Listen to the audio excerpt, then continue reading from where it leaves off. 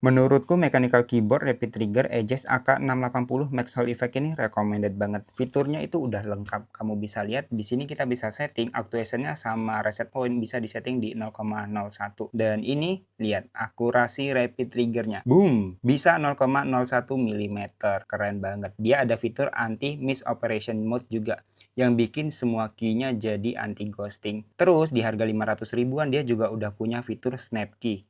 Ini udah aku setting untuk tombol A dan D ya. Langsung aja kita coba buat main game ini. Nah, kalau kita klik kiri, kanan ya, nggak usah dilepas, cukup gini aja. Tuh, bisa. Bisa kayak gini. Keren banget ya. Tuh. Tuh. Nih, fitur snap tap atau snap key. Cukup gini aja. Dan ini lihat sensornya. Cia, sensitif banget. Sedikit aja langsung aktif. 0,01 mm nih, bos. Keren.